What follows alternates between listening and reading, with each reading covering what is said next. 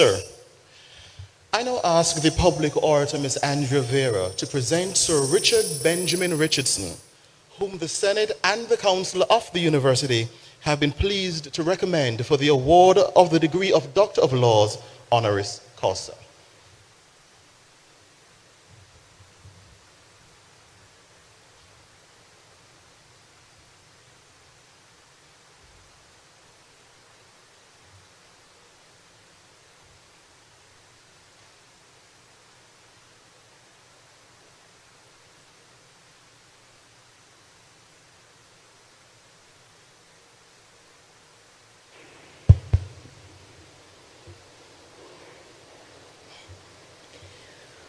Who is that man flashing blade in his hand, beating bowlers like they're beating Pushan?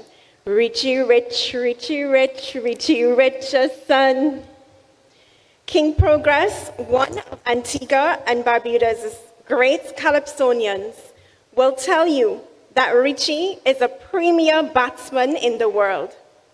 West Indies cricket fans like the legendary Beckett wrote and sang songs of Captain Richardson leading his team into winning series in a clean sweep.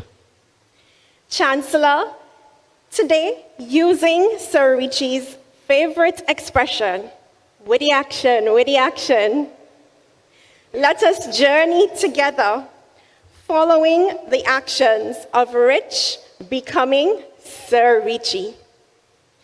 I take you back to the Five Islands village where a young Rich hears the stroke of a cricket bat and the bounce and turn of a ball, the kick that scores a goal in football. He peeps through a window of his parents' house opposite the Five Islands playing field, then rushes outside to watch the game. Running to the players, all older than him, begging to play. Sometimes allowed to practice with them, sometimes pushed aside with cuffs and blows. Yet a fire is ignited. On another day, a desire is realized when a match on a transistor radio in the village had the community locked into the greatness of Sobers, Canai, and Griffith when West Indies beat Australia. Destiny, I wanna rule my destiny. Buju's song comes to life as young Rich decides he will one day be great like these cricket legends. Rich's humble life began in the Five Islands village as the third of 4 children for Elfrida and Samuel Richardson. He attended the Five Islands Primary School and began loving and playing many sports: road tennis, athletics, football, and cricket. He played Pushan, mini cricket, a popular game in Antigua adopted from the British. Pushan required the delicate movement of bending on one knee to bat a high-paced ball. Perhaps he was practicing proposing to his future better half. His avid interest in sports continued after primary school to the Otto's Comprehensive School, where he played the midfield position in both the youth and senior teams before playing for the national football team. A few of his close friends will say that he was a better footballer than cricketer with more powerful legs than arms. Perhaps the daily chores he was assigned to do before going to school prepared him physically for sports in school and served as his warm-up routine. He tended to his parents' animals, walked some distance to collect milk from farmers, and returned early enough to get ready for yet another walk to and from the Otto's Comprehensive School. In school, football was his first love. Sorry, Lady Aline. It ignited a fire within him that generated a physicality and a level of fitness like no other. Rich was like a superhero, emerging to save the day. His veins were full of adrenaline. His daily routines and chores with his dad up to 6 years old, and then with his mom, created a fitness guru who understood discipline and dedication from a tender young age. It is no wonder that he excelled at all sports, even netball at Otto's. He won many track and field events and played through injuries to make his house and school proud. Rich once broke his arm doing the high jump in a competition, yet he continued through the remaining events. His dedication and love for sports are phenomenal. Richie was also a head boy, prefect, captain of the cricket team, and captain of Greenhouse. He maintained good grades and loved science, especially biology, and went on to pursue electrical engineering at the Antigua State College. But young Richie was destined to become that man in the maroon hat. The man who commentated the great Sir Geoffrey Boycott said in a game against Pakistan in Barbuda, "Don't bowl short at Richard Richardson, he'll kill you." The little chap from Five Islands who once aspired to dance like Michael Jackson was a quiet, timid lad on the field until the day that Guy Yearwood forced the hook out of his arms in a survival situation. It was at that point that he became a force to be reckoned with, a silent, calm, cool threat. In a combined school team practice match at the then St. John's Cricket Club ground in Antigua, now a car park near Independence Avenue, Guy instructed all fast bowlers to bowl Richie the short ball. No helmets, and balls bowled so fast that they were like missiles coming at your face, a battlefield. But Richie was a warrior, and so began the hurricane that affected the tree branches that caused a traffic jam on Independence Avenue in St. John's, as Hurricane Richie developed his famous hook shot. And the trees suffered the wrath of the ball's force landing after powerful and forceful hits. He may not have danced like Michael Jackson, but his arms danced in a graceful hook that every fast bowler dreaded. Therein began his journey towards playing for Antigua and Barbuda, the Leeward Islands, West Indies, and many clubs such as Yorkshire County Cricket Club and Northern Transvaal Cricket Club.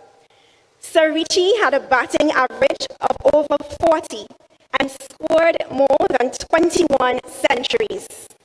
He played in 86 test matches and 224 one-day internationals. He was the ICC's Wisden Cricketer of the Year in 1996.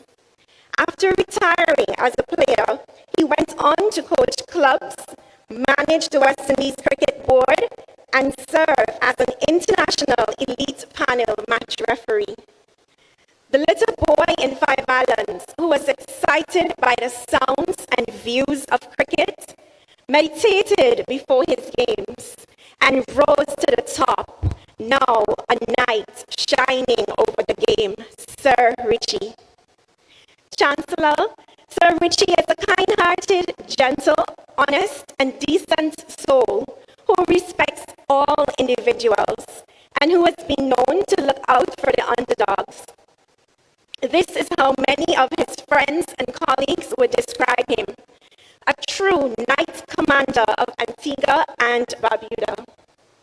He made sure to meet with fans, from terminally ill children to those who just wanted to say hello or touch the hand of the great man spotted most easily on cricket fields because of his signature maroon floppy hat. If Richie ever runs for politics in Antigua and Barbuda, the party's symbol should be a maroon hat. His specially fitted hat protected, guided, and brought him many successes, even through broken teeth and injured jaws. Sir Richie's kindness continues through many charitable events and assistance for children and sports teams in Antigua and Barbuda. Ambassador at large, Sir Richie has placed Antigua and Barbuda on the map as a place for great relaxation on the beach with a rum and coke on a boat after enjoying a good cricket match. He organized and brought international cricketers to Antigua and Barbuda annually for the International Masters Cricket Fest and the annual charity golf tournament, events that are major tourist attractions. Chancellor, you have met Richie, and Sir Richie. And now I introduce you to Benga Benga. The name Sir Richie's grandson, Aidan, gave him as they work on several do-it-yourself DIY projects in Richie's downtime. As a nature lover, Sir Richie is often seen having full conversations with his flowers, trees, tortoises, dogs, and fish in his backyard as he checks to make sure that they were taken care of in his absence.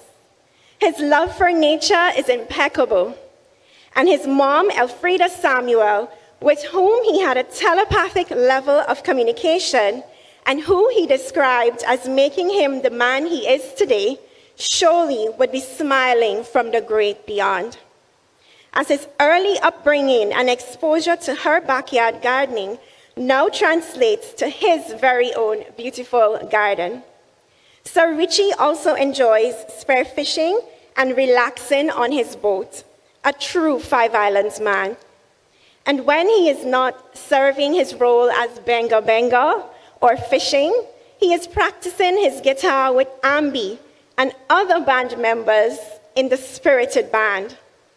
The exposure to Quattro at Otto's, the nights of two men learning guitar and creating disturbing noise in hotel rooms, pudunks, and threats to be kicked out of the said rooms finally paid off.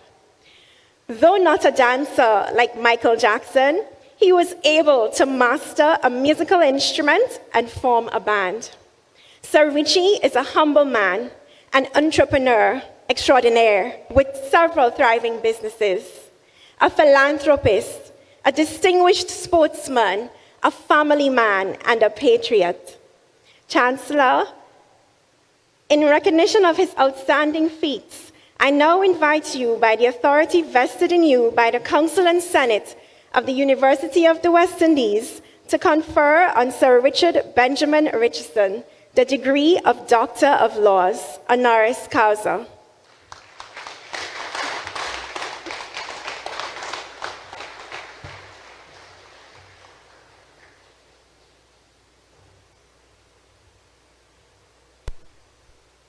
By the authority vested in me by the Senate and the Council of the University of the West Indies, I now confer upon you the degree of Doctor of Law, honoris causa, of the University of the West Indies. By the authority vested in me by the Senate and Council of the University of the West Indies.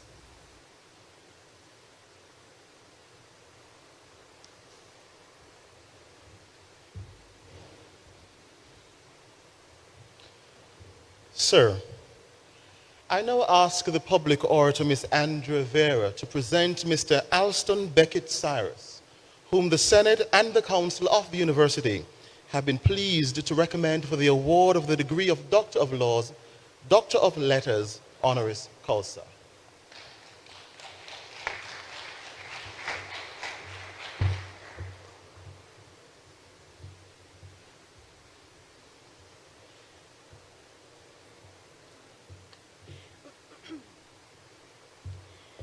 The music sweet, sweet, sweet, sweet, sweet, sweet, sweet. Mary, do you wanna? I'm coming high, high, high, high, high, high, high. Chancellor, today the ABC of Calypso in St. Vincent and the Grenadines, and one of the Caribbean's stalwarts who took Calypso, soca, and raga soca global is certainly coming in high. It is my pleasure to present Alston Beckett Cyrus, ABC, affectionately called Beckett, a name he adopted after watching a historical movie in which the protagonist, Thomas Becket, portrayed a man of strong principles. This son of Vincy soil certainly made a mark in the entertainment world as a singer, a composer, a purveyor of Caribbean calypso soca culture. In his 47-year career, he has been a prolific producer of superlative works and performances. 28 albums, a song on the movie soundtrack for the motion picture The Deep, 5 compositions featured in popular television programs such as Full House and The Tonight Show with Jay Leno, and 8 road march titles. He has performed worldwide in places such as the Apollo Theater in New York City, the Brooklyn Academy of Music, Howard University, Festival de Música del Caribe, Cartagena, Colombia, Expo 92, Sevilla, Spain, and numerous carnivals regionally and in the diaspora. He performed at the first annual Caribbean Music Awards in New York and won Record of the Year and Best Party Tune in 1991. The man that the Caribbean respects and who receives much praise and adoration from his friends, colleagues, and family members is often described as a true gentleman, full of compassion and humility, with a genuine love for steel pan music, calypso, soca, cricket, football, and of course, people. Beckett began his life in Layou, a fishing town in St. Vincent and the Grenadines, the first of 8 children raised by a single mother, the late Miss Pearl Cyrus, and his grandmother. He grew up picking fruits in the mountains and cotton on the local estate, fishing and swimming at the beach, sneaking onto buses to go to the cinema to watch Western movies, and beseeching his uncle, who frequented calypso and pan shows, to take him along. Beckett enjoyed the Western movies at the cinema so much that he would reenact scenes for his friends in the Layou town. Indeed, his foray into calypso singing may have started during his jaunts to the calypso tents as a little boy, as he frequently created his own stage to sing. Over the years, he has practiced his craft with principle, discipline that exemplified his career and influenced his personal life. Today, this beacon, who in 1977 informed us that he was coming high, maintains his vigor through a daily routine of health and well-being that includes fruit consumption, walking, and swimming. Some of his friends will suggest that the same focused diligence with which he pursues this lifestyle is reminiscent of the almost compulsive zeal with which he pursued his musical career.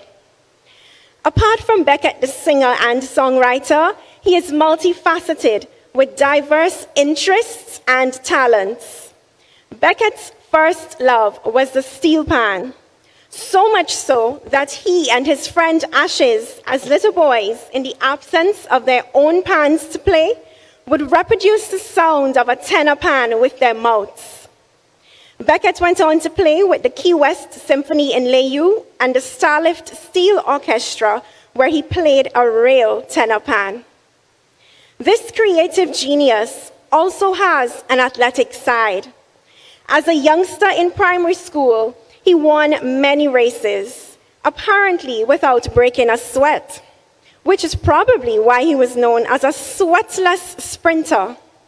He ran so fast to the finish line that there was no time to sweat.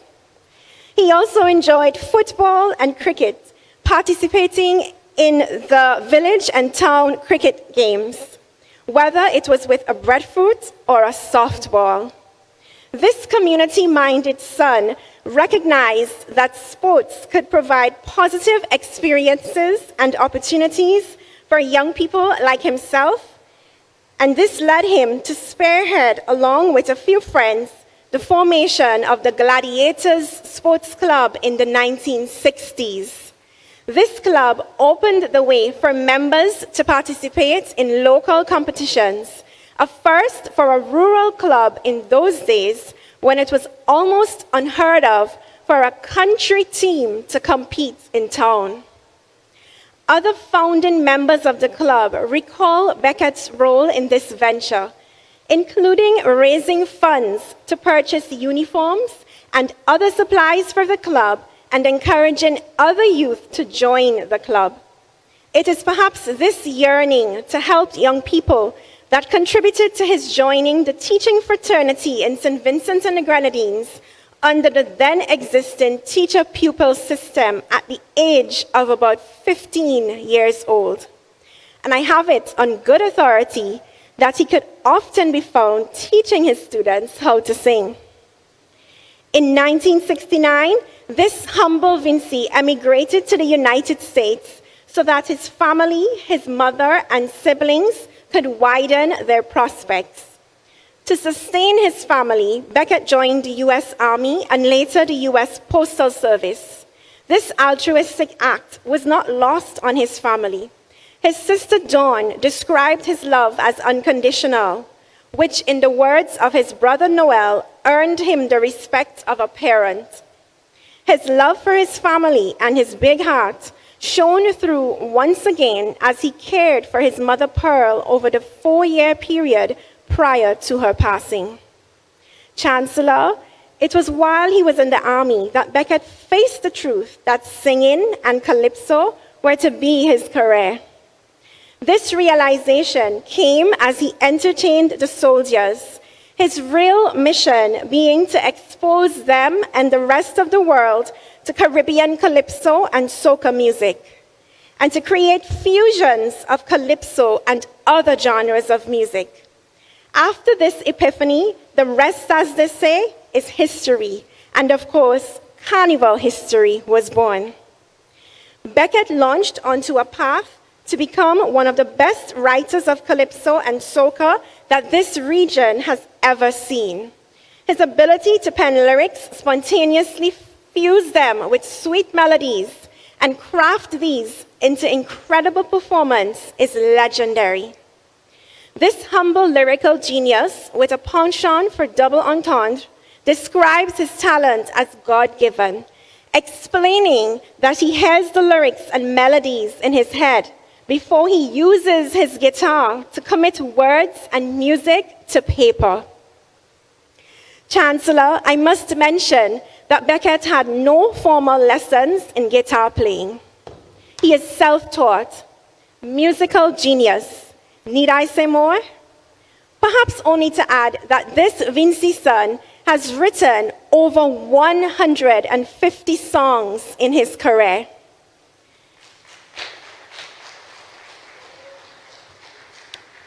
Beckett's musical genius, meticulous nature, and perfectionism led to incredible compositions that truly represent the calypso and soca art forms. He has the ability to write songs that reflect phenomena that he observes or current events. Over the years, through his music, Beckett has admonished us to don't look down on a man, a powerful song about lifting up our fellow men and women whose stories are unknown. His superlative love for his homeland, St. Vincent and the Grenadines, bred that most patriotic song that is known by every Vincentian, SVG, I Love You. In 1976, when there was a debate about the idea of freedom to use marijuana, Legalize the Grass flowed from his pen. Perhaps a song ahead of its time, considering recent developments in the region in that area.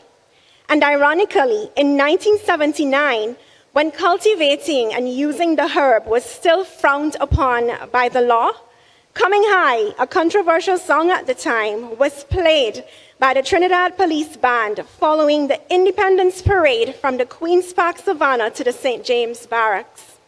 Chancellor, who can forget Beckett in his pink two-piece suit and black cape, crooning the somewhat controversial song, Miss Must Duck, a song which stole the Trini crowd as a first performance in Trinidad's professionals calypso tent. Records by Lara and the rest of the West Indies team birthed an entire album with 10 cricket songs. Political and social injustices globally spawned the song Oppression, which was adopted by Grenada during the revolution in 1979. And in 2004, after Hurricane Ivan, Beckett was motivated as he empathized with the people of Grenada to write Grenada Will Rise. A trip to the barber shop and learning the latest trending haircut led to Gala Rush Me, which became many a hopeful young and not so young man's chorus. Even this year, after following media coverage of shootings in the USA, this prolific singer and songwriter remastered his song Gunshot Blues, which was originally written on his 25th anniversary album. The high quality of Beckett's music, which many of his fans describe as hypnotic and ecstatic, is no accident. The Asterix band members and arrangers like Frankie McIntosh, who are like his family, will tell you that studio time does not end until Beckett is happy with every instrument, every beat, every lyric, and every chord. Groaning stomachs and rest time were not on the table until the song was completed to his satisfaction, even if that meant pulling all-nighters. It is no wonder that this music that wakes you up and makes you want to dance and sing reached all parts of the globe. Who could resist songs like, "You ain't nothing but a teaser, a dirty, dirty teaser," that was recorded in 10 different languages? Chancellor, the expert songwriter and owner of 2 publishing companies, was honored by his homeland with the title of Goodwill Ambassador of St. Vincent and the Grenadines in 2001. His love for his country and his people has evolved into a charity in his hometown. The Beckett Benefit Organization raises funds every year to assist less fortunate persons in the community, including access to medical care overseas for those who cannot afford it and provision of school supplies for students from disadvantaged homes. This generosity, added to his legendary musical genius, has some of his self-proclaimed #1 fans, like Nathan, in the Layou town in St. Vincent and the Grenadines, referring to Beckett as the governor of Layou town. In all of his successes, he remains humble and loving, living up to the admonition that love really is the only answer. Indeed, Chancellor, Beckett, the ABC of Calypso, is not only a talented writer and a perfectionist, he is also a man of principle and sound character.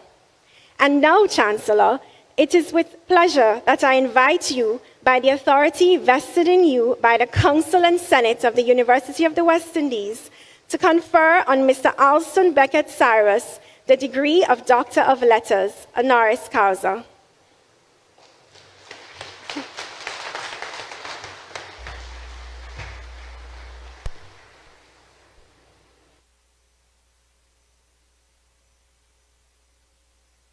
By the authority vested in me by the Senate and Council of the University of the West Indies, I now confer upon you the degree of Doctor of Letters, honoris causa, of the University of the West Indies. By the authority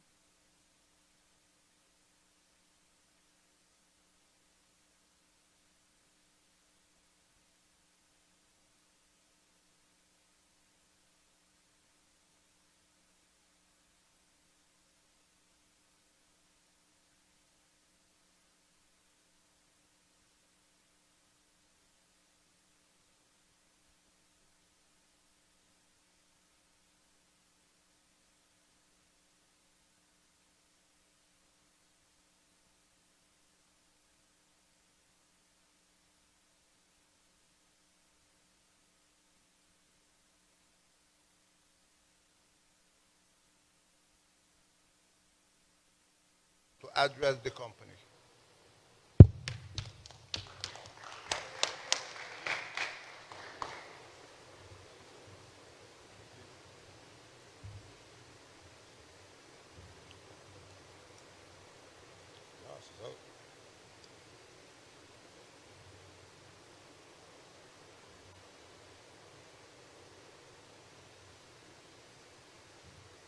the Chancellor, the Governor General Sir Rodney Williams, Prime Minister of Antigua and Barbuda, Honorable Gaston Brown, Honorable Maria Brown, Honorable Minister of Sport,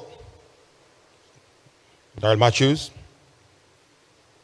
Vice Chancellor, Dr. Sir Hilary Beckles, Pro Vice Chancellor and Principal of UE Five Islands, my very good friend Professor Denzel Williams, all other officials, distinguished ladies and gentlemen, graduates, good afternoon. Before I start my speech, I would just like to give thanks to the Almighty God who has blessed me with an immense talent to go forward and show my country and the rest of the world what a black man from a small island can do. Even though I do not like to use the term small island, because I often say when people refer to us as small island, I say, no, I've got a big heart, and I don't see myself as being small. I've got a big heart, and I would like to implore Antiguans and people of the Caribbean, don't ever look at yourself as being small, because we can compete with anybody around the world. We've got big hearts. It is an immense honor to be part of this ceremony this afternoon in Antigua and Barbuda to share the platform with the ABC of Calypso, my good friend, Alston Beckett Cyrus, my fellow honorary doctorate, and most importantly, to be honored in my own hometown, Five Islands, by the University of the West Indies. The number one university in the Caribbean, as ranked by Times Higher Education. As a little boy growing up in one of the smallest villages in Antigua and Barbuda, a village called Five Islands, I would not have imagined then that I would be standing here today as a former captain of the West Indies cricket team, a member of the elite panel match referees of the International Cricket Council, ICC, or even as someone to be recognized for the honor being granted to me this evening. Furthermore, I would not have dreamed that I would be the University of the West Indies, that I would see the University of the West Indies fourth landed campus right here in my little village, in my little country.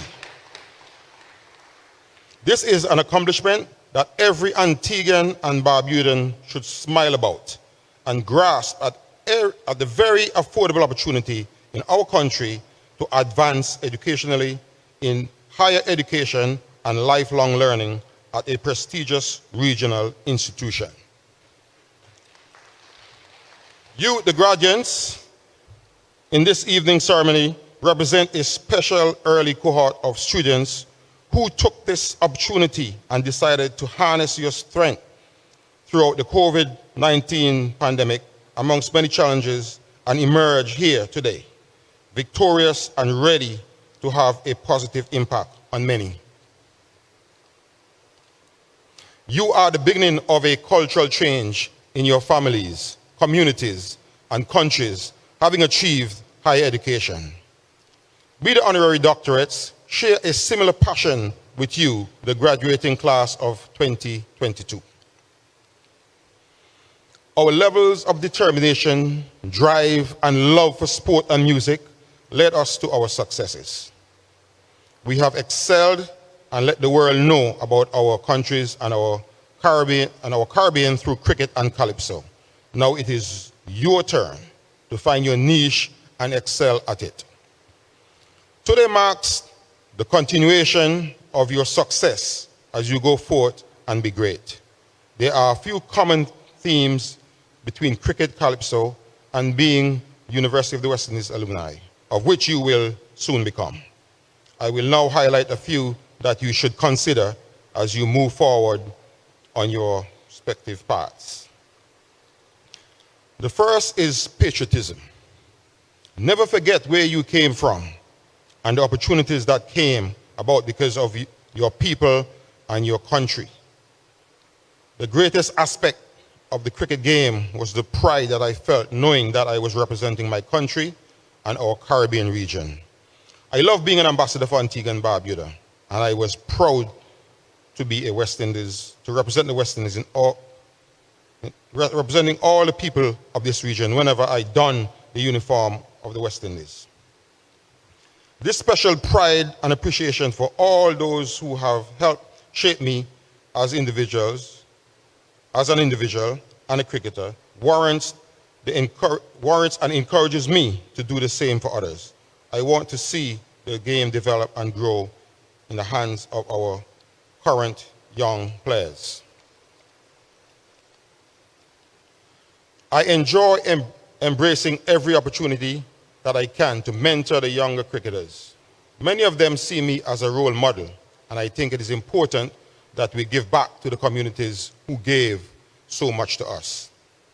It is why I, along with Antigua and Barbuda's 3 other cricketing knights, Sir Andy, who is here today, Sir Viv, Sir Kirtley, have committed to developing the 4 Knights Cricket Academy to support the identification and development of emerging talent.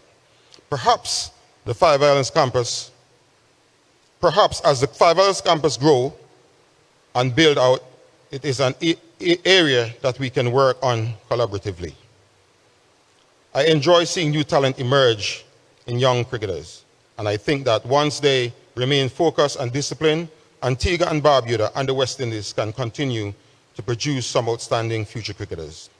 I remain optimistic and hopeful that the West Indies will return to being the best cricketing team in the world someday, hopefully pretty soon. Radians, you too are able to mentor others, to guide and use your talents and skills, learn and develop at their University of the West Indies, to help those in your communities and countries as you give back in appreciation of those who helped you stand here today during this milestone.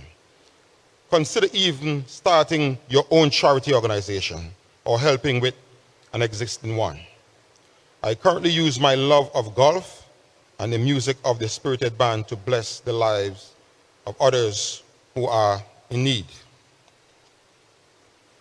In addition to patriotism, it is important that you know your history and identity and use it to cultivate your present and your future. We are all from small island developing states, and the harsh reality is that many persons in other parts of the world are not even aware of what our respective Caribbean islands are called or what ethnicities and cultures make up our people. But you can change this as you utilize your knowledge to strengthen sectors and create awarenesses of our existing cultures. I use cricket to do this. It gained me the respect and adoration of thousands, if not millions of people, and most importantly, allowed me to show the world that a country's size and skin color is not a determinant of the level of one's talents and trajectory. I was tremendously proud to be a black man from Antigua and Barbuda, representing my country and my people across the world. The sport also allowed me to network. Networking is important to produce results, especially within organizations. Your social skills developed through many group assignments at UWI can help you merge deals, negotiate contracts, start businesses, create organizations, and so much more. Cricket took a black boy from the small village of Five Islands and gave him the opportunity to travel all over the world and meet people from all walks of life, from celebrities to prime ministers, royalty, to millions of Caribbean diasporas in the countries we played in, who found a renewed sense of identity and belonging from our presence and performance. Important linkages were made, so much so that we can travel to several parts of the region and the world and call on friends and individuals in times of need or for business endeavors. Soft skills are another important theme that resounds well with networking. You must be able to deal with all individuals respectfully, while at the same time maintaining assertion where appropriate. Cricket was also called a gentleman's sport, so you had to behave honorably. I learned a lot about fairness, respect, courage, and boldness. Courage is what it took to face those fast bowlers who were sending balls at my head at top speed after deciding not to wear a helmet for most of my career. Graduates, go forth with courage and respect as you become our future leaders, managers, accountants, entrepreneurs, teachers, and any other profession that you may join. Goal setting is a key as you venture into life after a higher education degree. You must determine what you would like to achieve and how your degree will help you reach these achievements. In my case, as my love for cricket grew, I saw in the glorious game the opportunity to make an impact on the world stage, to be among the many great West Indian batsmen who came before me, including one of my earliest idols, fellow Antiguan Sir Isaac Alexander Vivian Richards. It was in watching the performances of these great West Indian batsmen that a fire was lit inside me for the sport that has never been extinguished even to this day. This desire to achieve a goal pushed me and led me to where I am today. Much like you, the graduating class would have set a goal to pursue a higher education degree and push through to the success of achieving that degree. You are now strategically positioned to utilize your achievement and set new goals towards significant sustainability and development within your respective countries. We stand here today with confidence that you will find the opportunities within your respective areas and press forward to make an even stronger impact on society. As you press forward, remember that support and mentorship are vital to your continued success. As a young cricketer, I realized that my success did not happen overnight or without the support and mentorship of many individuals. Many people saw potential in me and pushed me to excel. People like Mr. Vincent Lewis, my first sports master and science teacher, the late great Leo Gore, Victor Michael, my mentor, advisor, and very close friend from since my very young football days, Guy Yearwood, Coach Guy Yearwood, the best coach I've ever knew, Hugh C. Rashadai X. Gore, Fitzroy Brand, who gave me my first job after I left Antigua State College, Taddy Arundel, dubbed the Ayatollah, Eldine Baptiste, my brother, Mark Charles, Ralston Otto, Michael Camacho, Gene Gould, Ulysses Lawrence, Keith Fredericks, John Archibald, Alson P. Paul, and many others refused to give up on me because they saw that I could go all the way to the West Indies side and be counted among the greats of the sport. I'm grateful to them for all their mentoring and early guidance because I would not be here today if it was not for their help. The people of Five Islands also helped me develop as a cricketer. As a boy, I was seriously inspired by my older cousins next door. I can recall seeing Joy Richardson with his twirling backlift, carving the ball to all parts of the field. The elegant and stylish Duncan Richardson, whom everyone would agree was most adept when he was verbally describing the top players of the game in a most passionate and enthusiastic manner. Warrell Richardson, running in from the southern end with his unique bowling style and bamboozling batsmen with his pace and swing. Henley Richardson, he was so powerful that an image of burnt grass from an authoritative and powerful cover drive he played batting at the school end is permanently etched in my mind. Goldman Richardson, he may not know this, but I used to think of him as Mr. Prolific. He was the top scorer in almost every match that he played for Five Islands, especially the away matches. I found that to be quite remarkable, and I started modeling my batting style on his. And last but not least, I recall Evie Richardson, young and always elegantly dressed, batting against the big men and refusing to get out. All these cricketers, along with Issa James, Toosie and Carl Peters, Stanley Pee Wee Francis, and many more, inspired me as a youngster and triggered my motivation to work hard to achieve my goals.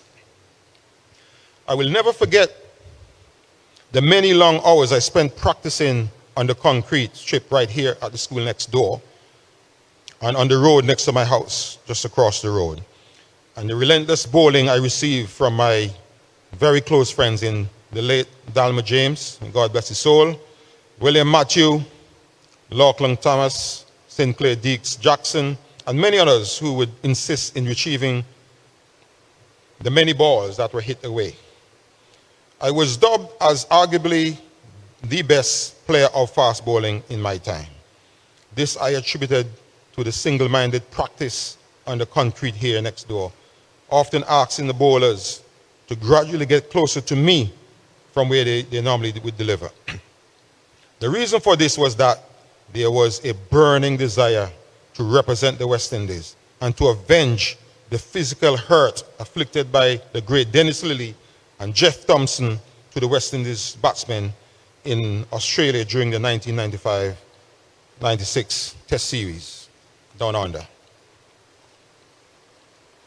When I eventually made it to the West Indies team and toured Australia, I didn't get my wish to play against Lilly, as he had just retired a few weeks before. It's a very smart move by him. However, I had the good fortune to play against Thompson, who was making a comeback in a tour match against the West Indies. The morning after the match, the general headlines in the national newspapers read, "Young Richardson finishes Jeff Thompson's comeback bid." Graduates, the point is that no person is an island. And as our ancestors before us say, it takes a village to raise a child. As you go forth on your new and improved paths, develop a support system to help motivate you and find what encourages you to achieve your goals. Determine your village and express gratitude. Recognize and thank your supporters and mentors, maybe a loved one, a family member, a spouse, a child, a former teacher, a dear friend, your fellow classmates and colleagues. The persons who saw within you the potential to achieve and become great in your respective areas.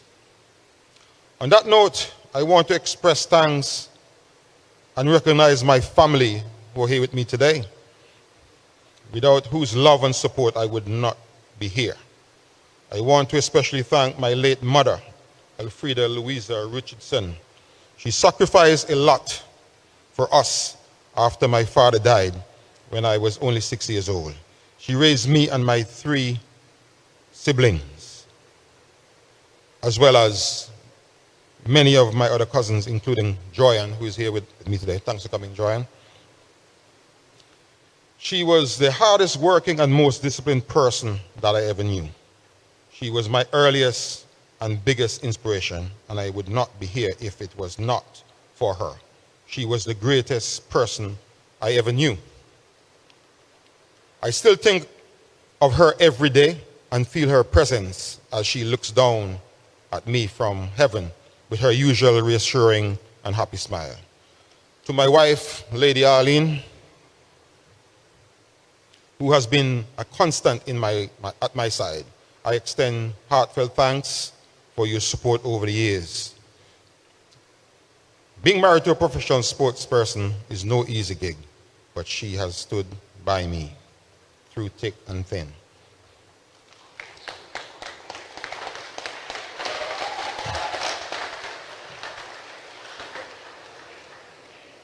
To everyone who believed in me, guided me, and encouraged me throughout the years, thank you so much, really appreciate it. A massive thank you to the University of the West Indies, its council, senate, and the management of the Five Islands campus for bequeathing me with this very prestigious award. Thank you also to those who found my contributions worthy of this honor. an honor which I humbly accept and will cherish for the rest of my life.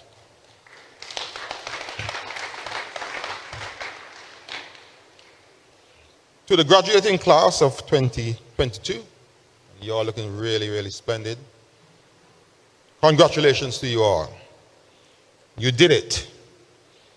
Today you are at the cusp of recognizing your potential. Find a suitable role and be professional. Work with each other and build greatness in your respective sectors. In my case, as I was selected for the West Indies team, I quickly realized that I represented a region that historically beat the British at their own game. I was a part of a great team.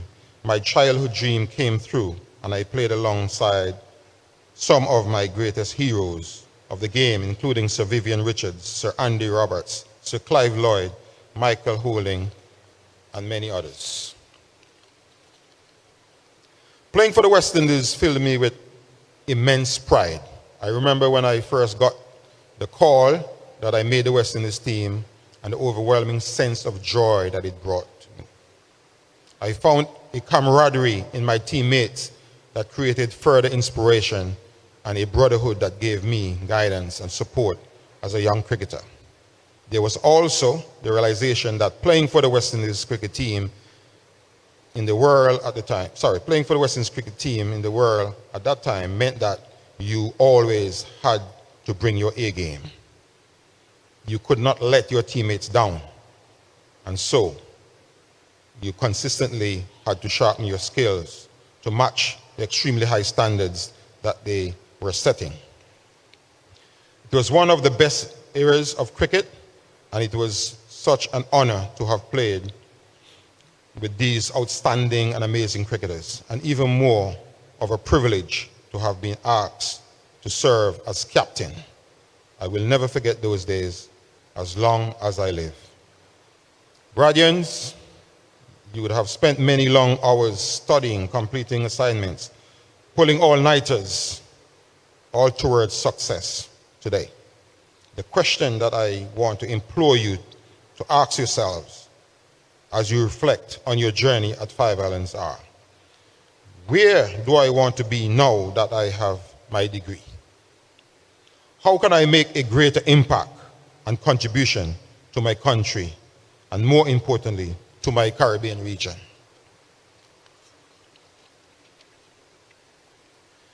Cricket, in many senses, was more than just a game. It taught me about life, just as university, for many of you, shaped who you are today.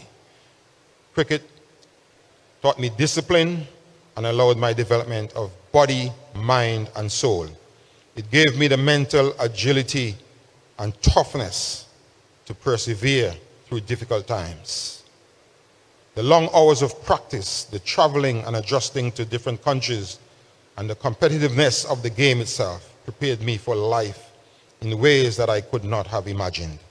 Radians, in your context, I am sure that you can relate to these same qualities which the University of the West Indies Five Island campus and other campuses would have instilled in you along your journey to this graduation day. For those persons who join us from the other campuses, thank you for choosing Five Islands and beautiful Antigua and Barbuda to celebrate this momentous occasion. Radians, you are equipped to handle many different personalities and situations. Reflect on your good days and bad days of your journey and learn from them. And learn every aspect as you step forward, taking with you the positive outlooks. Remember to be patriotic, give back, know your history and identity, network, utilize your soft skills, set your goals, and express gratitude to your support systems. Harness your creativity and innovative ability.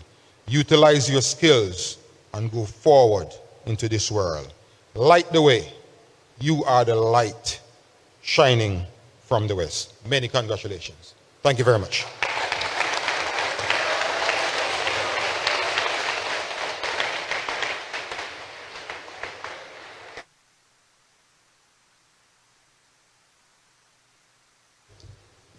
We will now have a musical presentation by the UE5 Island Music Club.